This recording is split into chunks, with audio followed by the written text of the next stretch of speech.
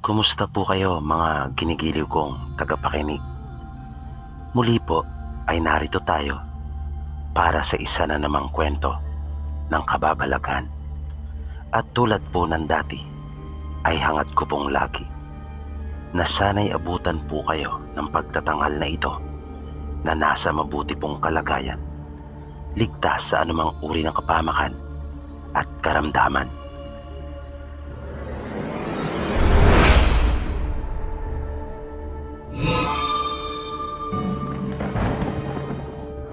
Dueñas, Iloilo. Dalawang magkaibigan ang nakaranas ng nakakakilabot at hindi makakalimutang karanasan sa kamay ng mga pinaghihinalaang aswang. Sina Mang Tonyo at Mang Lando ay matagal nang magkaibigan at kapwa may mga lupaing sinasaka. Ngunit dahil sa may kalakihan ang kanilang pamilya, madalas ay kinakapos pa rin sila. Kaya napagpasya nilang sumama sa mga naglalako at nagpapautang ng iba't ibang kagamitan na dumarayo sa iba't ibang lugar. Naisip nila na kapag wala silang trabaho sa bukid ay iyon naman ang pagtutuunan nila ng pansin sapagkat malaking bagay at tulong sa kanilang mag-anak ang kanilang kikitain doon. Kaya ganun nga ang kanilang ginawa. Dahil doon ay nakakarating pa sila sa iba't ibang lugar dahil sa mayroong sasakyan na nagsisilbing service para sa kanila. Palipat-lipat sila ng lugar na pinupuntahan at kapag dumating na sila sa kanilang destinasyon ay magkakanya-kanya na sila ng lakad sa paglalako at magtatakda lamang ng oras kung kailan sila dapat na bumalik sa sasakyan na naghihintay lamang sa kanila sa pinagparadahan nito noong dumating sila. Silang dalawang magkaibigan ay laging magkasama. Nang minsan pa silang sumama, ang naging destinasyon nila ay sa bayan ng Dueñas. May kasabikan sila ng mga pagkakataon na iyon dahil hindi pa sila nakakarating doon. At wala sa isip nila na doon nila mararanasan ang nakakakilabot na pangyayaring iyon sa kanilang buhay. Pagkat hindi naman ito napapabalita na may mga ganoong nilalang na naninirahan doon. Ang dumating sila sa lugar ay mabilis na nilang binuhat ang kanilang mga dadalhing paninda. Ang kay Mang Tonyo ay mga monoblock na lamesa, samantalang kay Mang Lando naman ay monoblock na mga upuan. Kailangan nilang may maalok at kumuha sa kanila sa tuwing sila ay maglalako sapagkat doon nakabase ang kanilang kita sa bawat pagtitinda nila. Sa bawat mapapautang kasi nila ang down payment sa mga kagamitang kinuha ng kanilang kliyente ay siya na nilang kita. Malayo-layo na rin ang kanilang nalakad nang sa wakas ay mapadako sila sa isang bahay na ang babae ay mahilig sa mga kagamitan sa bahay at ang asawa nito ay nagtatrabaho sa ibang bansa. Kaya madali nila itong napakuha ng mga dala nilang paninda. Nang mapansin ni Mang Lando na tirik na ang araw, ay tinanong nito ang kanyang kaibigan kung anong oras na, sapagkat tila kumukulo na ang tiyan nito. Nang tingnan naman ni Mang Tonyo ang kanyang relo, ay pasado 12:00 na pala, kaya nagwawala na rin daw ang alaga nito sa kanyang tiyan. Kaya nagpasya na muna silang kumain. Naglakad-lakad pa sila hanggang makakita ng isang maliit na karinderya. Matapos makakain ay nagpahinga lang silang sandali at nagpatuloy na silang muli sa paglalako. Matyaga pa silang naglakad sapagkat nais pa nilang madagdagan ang kanilang kita ng araw na iyon. Ngunit tila wala na silang makumbinsi na kumuha ng mga nilalako nila. Kaya nagpasya na silang magkaibigan na bumalik na at baka maiwan pa sila ng kanilang sasakyan. Nang mapansin nila ang isang daan, ay nag-usap pa sila kung nadaanan na ba daw nila iyon. Nang masiguro nila na hindi pa, ay nagbaka sakali pa silang minsan, kaya tinahak nila ang makipot na daan na iyon. May kalayuan na rin ang kanilang nalakad. Nang babalik na sana sila ay napansin ni Mang Tonyo ang isang mataas na bakod ng mga kawayan. Nabuhayan sila ng loob. Mabilis silang lumapit doon. Nang sumilip sila, ay nakita nila na maraming taong naroon, na napansin nilang ang karamihan halos ay mga kalalakihan na walang mga damit na pang-itaas. Pumasok sila sa pinakaentrada ng nayon na iyon, na tumigil sa kanilang mga ginagawa panandalian ang lahat ng taong naroon. Nang mapansin sila nito, tinitigan sila ng mga ito na ang pagkakatitig sa kanila ay hindi maganda, matalim at pailalim. Naisip nila na marahil ay dahil sa dayo sila at noon lamang sila nakita ng mga taong ito. Kaya nagpatuloy silang naglakad dahan-dahan habang buwat-buwat ang kanilang mga inilalako. Sinusundan naman sila ng mga ito ng tingin. May nilapitan silang isang babae at inalok nila iyon. Hindi daw ito umimik at nakatingin lamang sa kanila. Maging ang mga lalaking abala kanina na naghahasa ng kanilang mga itak ay nakatuon na rin ang paningin sa kanila. Ano pat sabi ni Mang Tonyo na mga pagkakataon na iyon ay tumigil talaga ang halos lahat ng mga taong naroon sa kanilang mga ginagawa at itinuon ang kanilang pansin sa kanila. Nang makaramdam sila ng hindi maganda, ay nagpasya na silang umatras dahan-dahan. Napansin nila na ang araw ay mababa at palubog na. Nakita nilang dahan-dahang tumayo ang mga naghahasa ng kanilang itak at tila sumiglang bigla ang mga ito, na biglang naglaho pa ang puti sa kanilang mga mata, na kumintab pa ang mga ito. Kaya agad na silang tumalikod at tumakbo ng mabilis, na kung kanina ay tila pagod na sila dahil sa pagbubuhat ng kanilang mga daladala. Noong mga pagkakataon daw na iyon ay di nila ramdam ang bigat ng kanilang mga pasan at mabilis silang nakalayo sa lugar na iyon. Sa daan ay may nakasalubong silang isang matanda at tinanong sila nito kung bakit sila tumatakbo, at nahalata marahil na sila ay takot na takot. Tumigil silang sandali at sinabi nila na galing sila doon sa Ilaya sa may mataas na bakod na kawayan. Sinabi ng matanda na buti at nakalabas pa daw sila, pagkat angkan daw iyon ng mga aswang, at siguradong gagawin silang masarap na hapunan ng mga iyon kung hindi sila nakatakas. Nagkatinginan ang magkaibigan at nasabi ni Mang Lando na buti na lamang at hindi pa sila masyadong nakapasok sa loob ng bakuran ng mga iyon. Nang mahabol na nila ang kanilang paghinga, ay nagpatuloy na sila at mabilis na tinungo ang palabas ng daan papunta sa kanilang sasakyan. Sina Bioli at Inday ay magkapatid. Noong dalaga pa sila, ay niyaya silang minsan ng kaibigan nilang si Rose na sila ay makikigapas sa kamag-anak nito sa kabilang bayan. Pumayag sila sapagkat makakatulong ng malaki ang kikitain nila roon. 7 sila Bioli na magkakapatid at siya ang panganay, samantalang si Inday naman ay panlima sa kanila. Sila ay nakatira sa malayong bayan sa lalawigan ng Iloilo. Nagpaalam sila sa kanilang ina. Noong una ay atubili itong pumayag sapagkat mga 3 araw silang mananatili doon.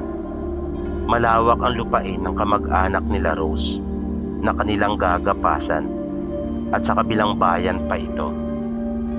Ngunit pinakiusapan nilang magkapatid ang kanilang ina at sinabing sayang din ang kanilang kikitain doon na lubang makakatulong sa kanila sapagkat kinakapos din sila ng mga pagkakataon na iyon. At halos lahat ng kadalagahan maging kabinataan ng mga panahon na iyon ay iyan ang pinagkakaabalahan kapag buwan ng anihan. Noong huli ay napapayag din nila ang kanilang ina.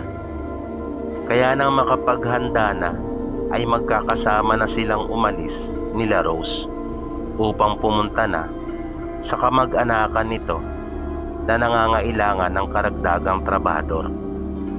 Magtatanghali na nang sila ay dumating doon, kaya pinakain na muna sila ng tiyahin ni Rose at sinabing mamaya na lamang sila magpunta doon sa palayan pagkatapos makapananghalian.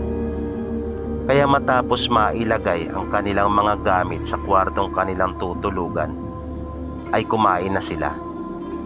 Matapos makapananghalian ay nagpahinga lang silang sandali at niyaya na ni Rose ang kanyang tiyahin upang samahan na sila nito doon sa palayan. Pagdating nila doon ay naabutan na nilang abala na ang mga taong naroon na ang karamihan ay mga kalalakihan. Matapos silang maihatid ng kanyang tiyahin ay umalis na ito. Ang mga taong naroon naman, kahit abala, ay napapansin ni Rose na sumusulyap ang mga ito sa kanila, na ang mga tingin ay puno ng pagtataka na parang sinasabi na bakit sila naroon. Mabilis na lumipas ang oras.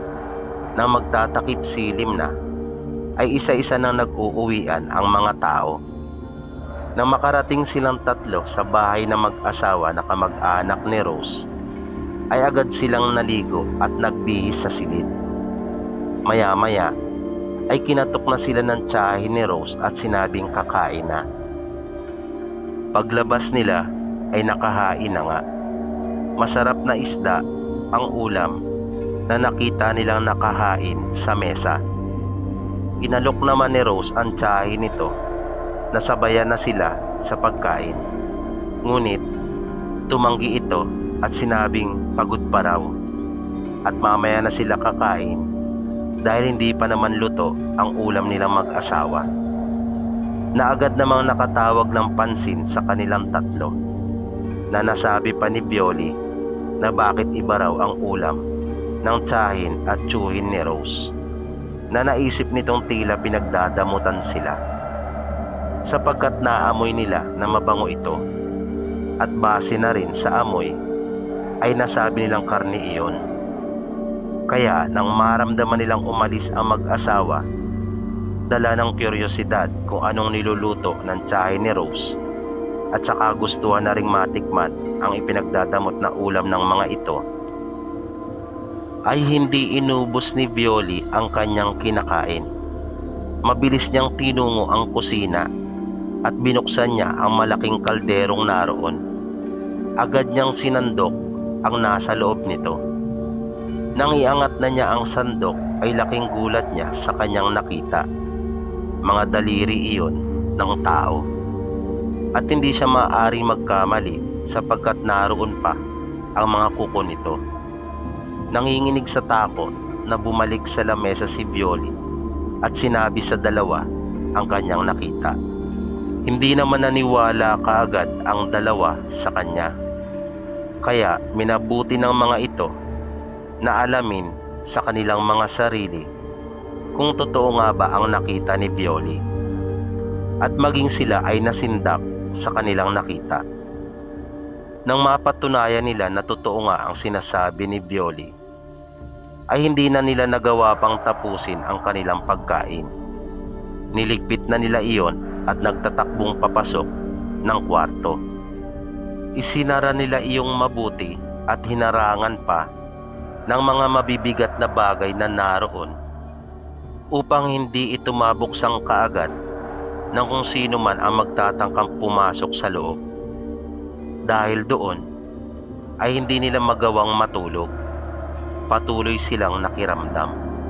May mga pagkakataon na nakaririnig sila ng tila naglalakad sa labas ng bahay at nagpaparoot pa rito ito na nakapagpapadagdag ng takot sa kanila.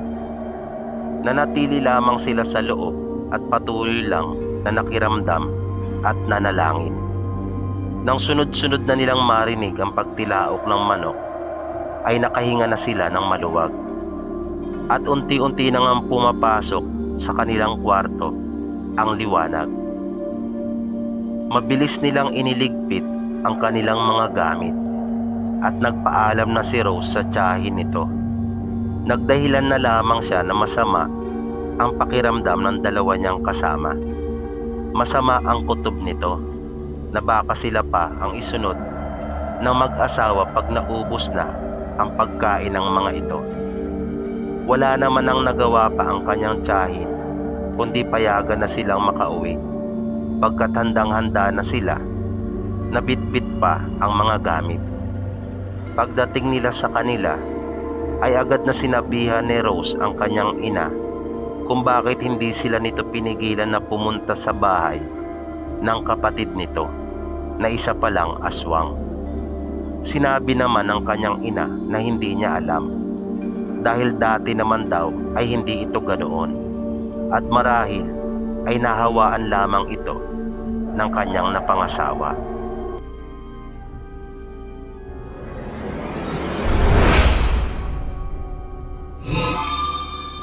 Ang taon ay 1983 nang magsara ang pabrikang pinapasukan ni Elmer dahil sa hindi malutas na pagkamatay ng dalawa niyang katrabaho. Napilitan silang umuwi ng probinsya sa Bisaya ng kanyang asawa na nung unay panay ang pagtatalo nila sapagkat ayaw nitong pumayag dahil komportable na ito sa paninirahan sa Maynila. Ngunit sa huli ay wala na rin itong nagawa. Nakiusap si Elmer sa kanyang pinsan na kung maaari ay doon muna sila pansamantala.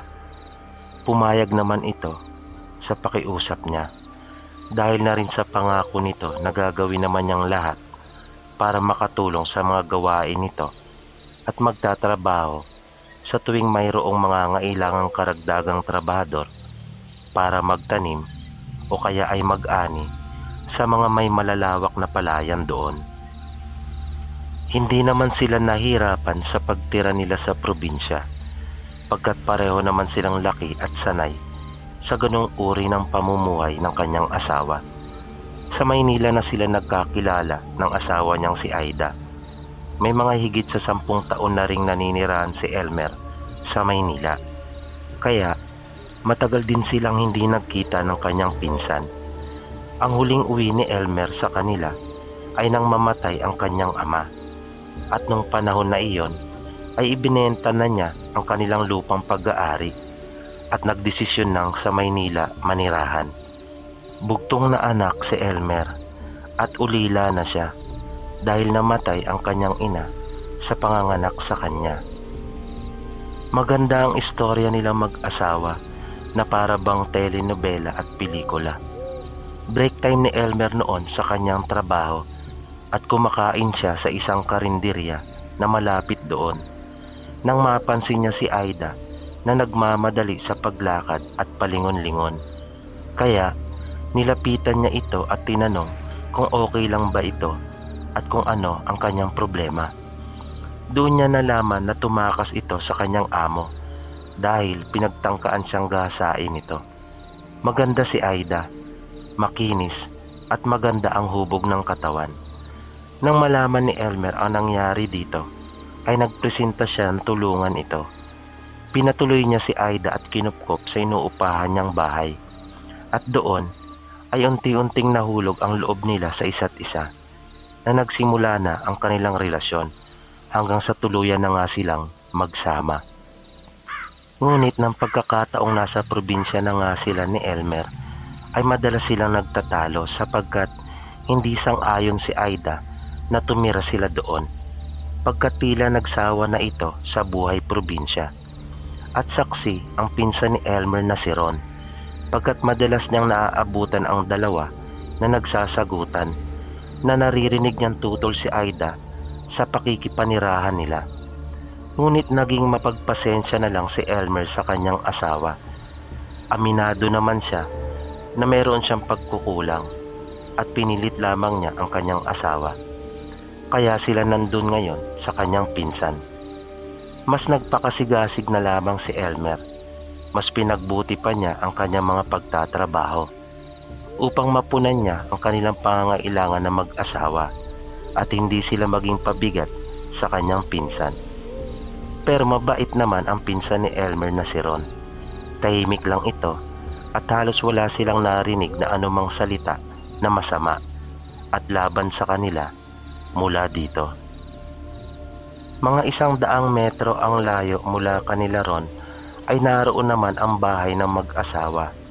Hindi ito lehitimong mga taga roon. Galing ito sa ibang probinsya na ginawang tagapagbantay at tagapangasiwa ng lupa ng kanilang kamag-anak. Nasa 50 na kapwa ang mag-asawa. Madalas ay naiiwan si Aida sa bahay nila Ron, pagkat ang dalawang anak nito ay nag-aaral at may kalayuan ang paaralang pinapasukan ng mga ito. Ang asawa naman ni Ron ay madalas nakasama niya ito sa kanyang mga gawain sa bukid. Minsan habang mag-isa si Aida sa bahay ay dumaan ang mag-asawa. Nakita siya ng mga ito na nagwawalis sa bakuran. Kaya binati siya ng mga ito at nagtanong kung naroon si Ron.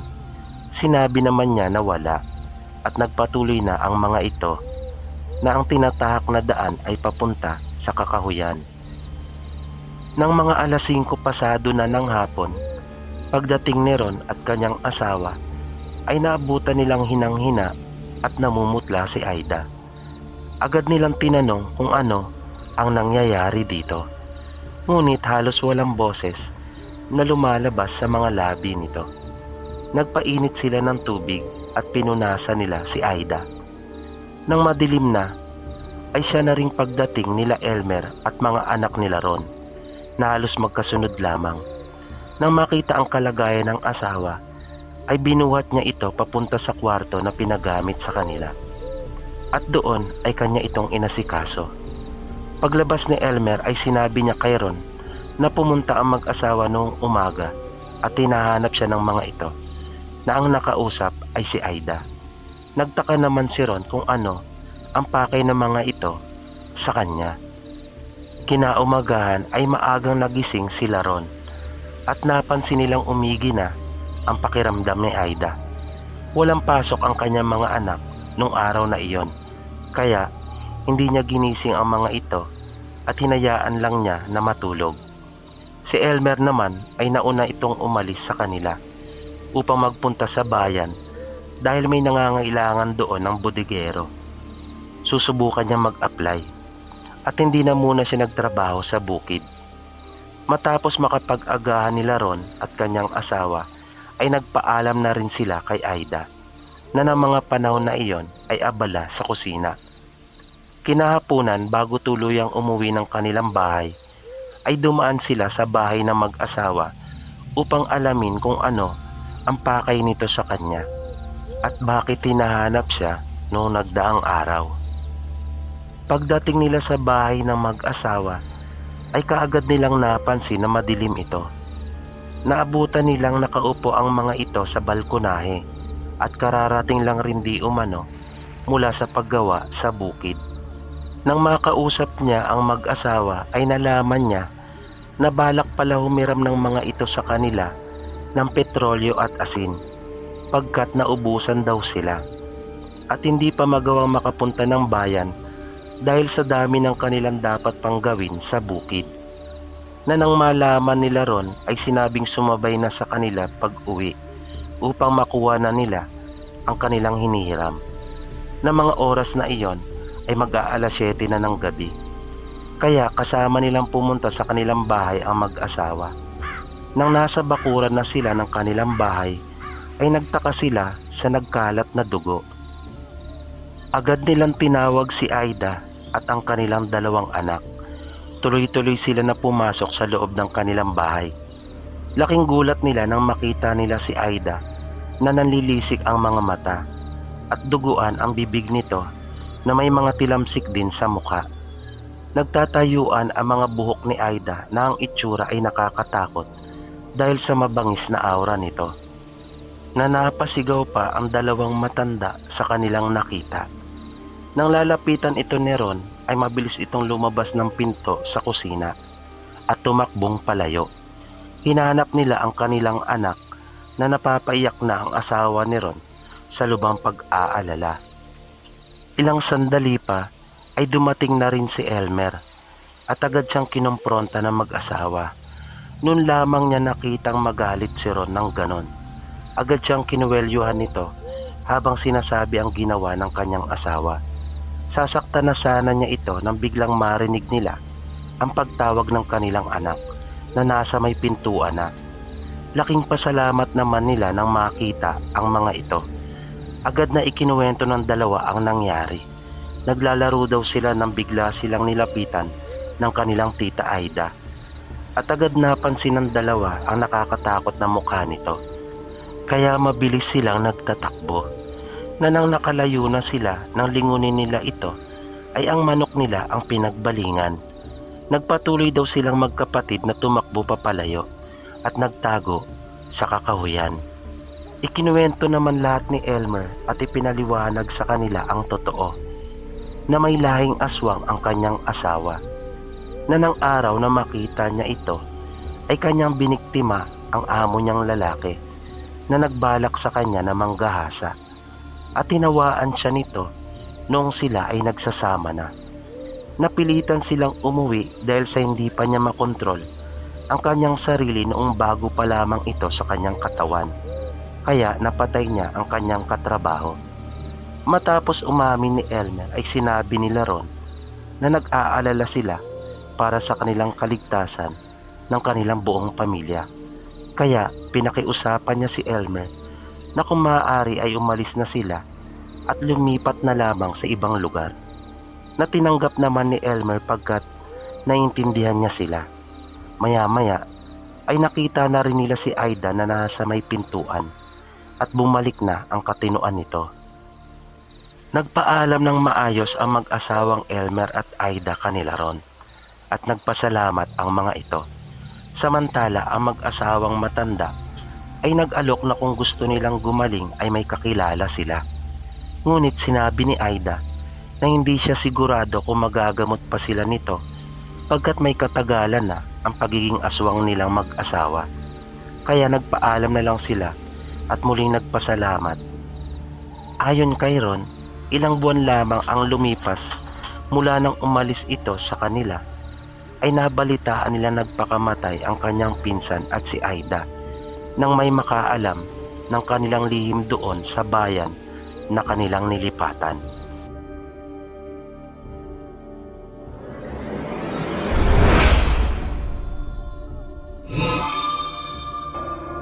Tablas Romblon, 1996.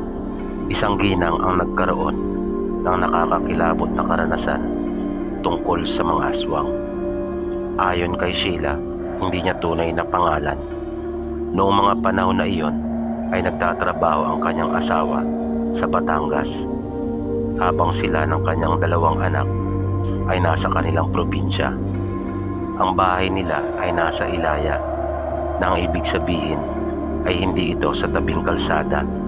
Napapasok pa na sila ang nasa pinakadulo. Nag-aaral sa elementarya ang kanyang dalawang anak noong mga panahon na iyon.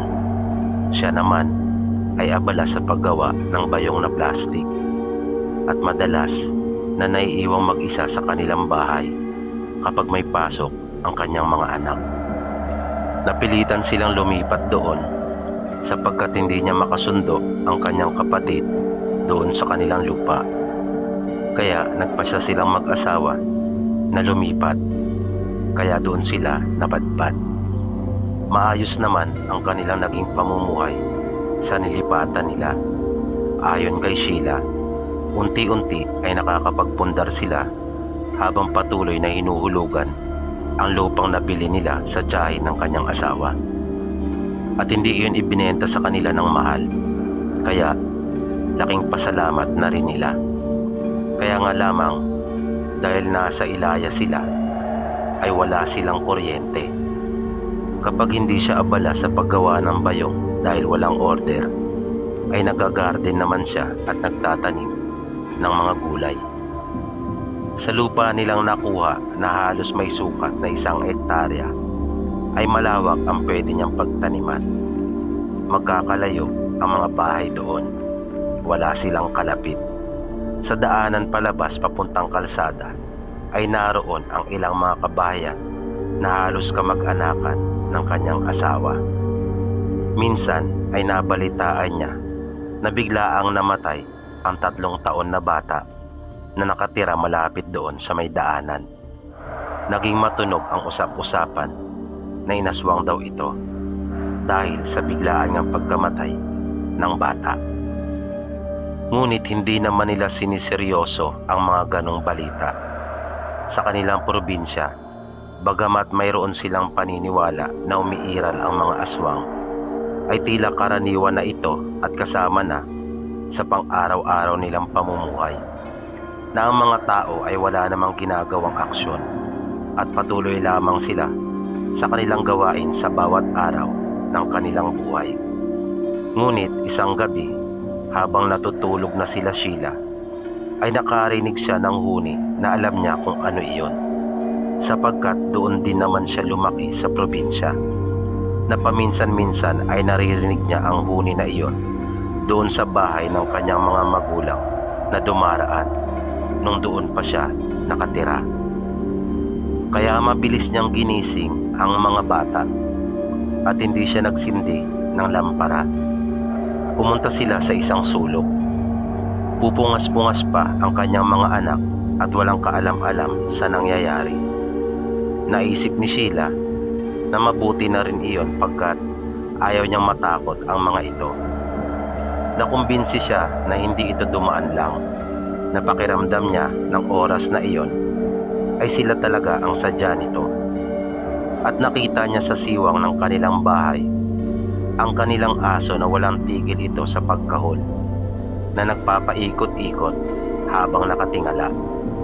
At may naaninagan siyang anino na tumatama sa aso, kaya naisip niya na nasa itaas ito.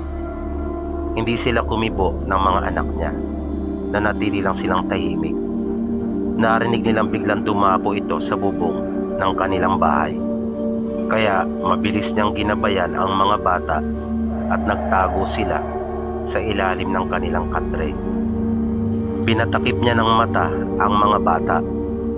Naramdaman niyang tila gumagawa ito ng butas sa kanilang bubong, na naririnig niyang parang hinihimay iyon. Panay na ang usal niya ng panalangin na mga oras na iyon.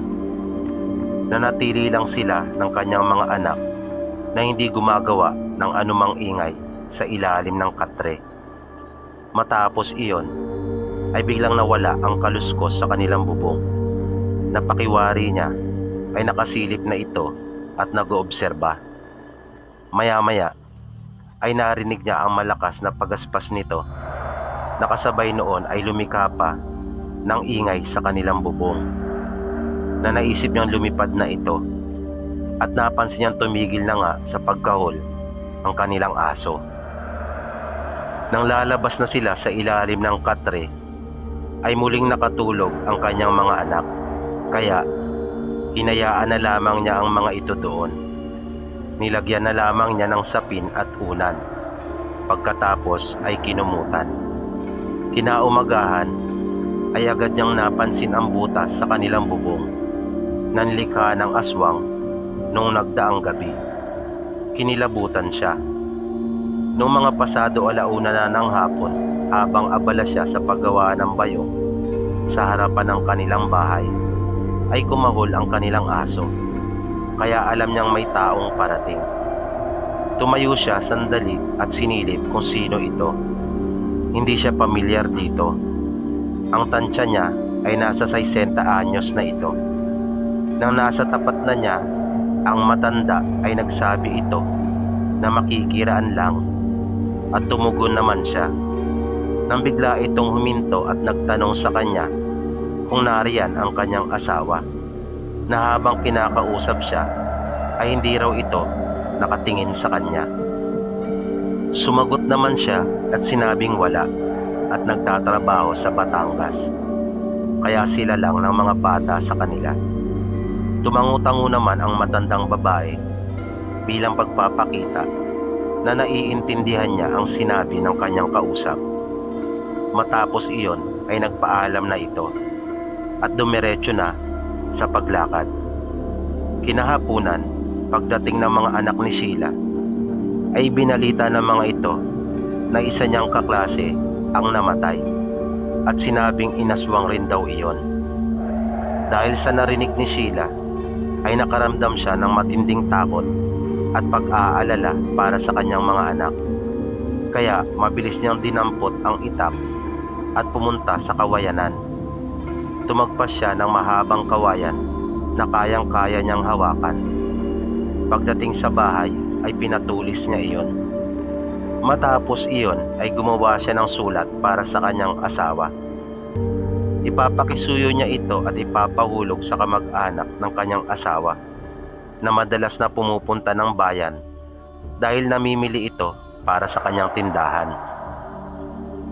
Kinagabihan nang natutulog na sila ay muli niyang narinig ang kanilang aso na kumahol at sinundan iyon ng paghuni ng aswang. Hindi siya muna bumangon at nakiramdam. Patuloy lang sa pagkahol ang aso. Maya-maya ay biglang lumundo ang panggit ng kahoy ng kanilang bubungan. Muli ay mabilis niyang ginising ang kanyang mga anak, ngunit malalim na ang pagkakatulog ng mga ito. At dahil sa ayaw niyang lumika ng anumang ingay, ay tinalukbungan na lamang niya sila ng kumot. Mabilis siyang tumakbo sa kanilang lutuan at kinuha ang mahabang kawayan na pinatulis niya noong hapon. Nakiramdam pa siyang muli. Nang maramdaman niyang tila gumagapang ito ay nanalangin siya. Matindi na ang kaba ng kanyang nararamdaman at naluluha na siya. Ngunit pinaglabanan niya ito sapagkat ang tanging nasa isip niya ay ang kaligtasan ng kanyang mga anak. Alam niyang sisilip na muli ito sa ginawa nitong butas noong nagdaang gabi, kaya nag-abang siya. Makikita niya ito pagkat medyo maliwanag ang buwan nung panahon na iyon, na tumatagos pa nga ang liwanag mula sa butas sa loob ng kanilang bahay. Nang makita niyang nagdilim na bigla ito at nawala ang liwanag, ay agad niyang tinusok ang butas ng hawak niyang kawayan. Mabilis niyang narinig ang pagsigaw nito na halata niyang nasaktan. Pinagsalitaan niya ito ng hindi maganda at sinabihang hindi siya natatakot dito. Hinamon pa niya ito na subukan na pumasok sa kanilang bahay at makikita nito ang kanyang hinahanap. Sinabihan pa niya itong pakakainin niya ng asin ang matakaw nitong bibig. Dahil sa lakas ng kanyang boses, bunga ng pagsigaw ay nagising ang kanyang mga anak. Nagtanong ang mga ito kung ano iyon. Di niya sinagot ng tuwiran ang mga ito. Sa halip ay inutusan niya na kumuha ng asin at apo sa kanilang lutuan, na mabilis namang sinunod ng dalawang bata. Pagbalik ng dalawang bata ay ikinalat nila ito paikot sa kanila. Matapos iyon ay di na niya narinig ang huni nito. Maging ang kanilang bubong ay payapa na. Di na rin niya narinig na kumakahul pa ang kanilang aso. Kinaumagahan ay magkakasabay sila ng mga bata na umalis ng kanilang bahay. Papasok ang mga ito. Samantalang siya naman ay ihahatid niya ang sulat sa kamag-anak ng kanyang asawa upang maihulog iyon sa post office sa bayan. Pagbalik niya ng bahay ay muli niyang hinarap ang paggawa ng bayong. Matapos makapananghalian habang nagpapahinga sa kanilang bakuran, ay narinig niyang kumahol ang kanilang aso. Ilang sandali pa ay dumaang muli ang matandang babae at may taling tela ito sa kanyang kamay. Hindi ito umimik, dire-diretso lang ito na bahagya niyang ipinagtaka. Kaya hindi rin siya nagsalita at sinundan lamang ng tingin ang matanda habang naglalakad palayo.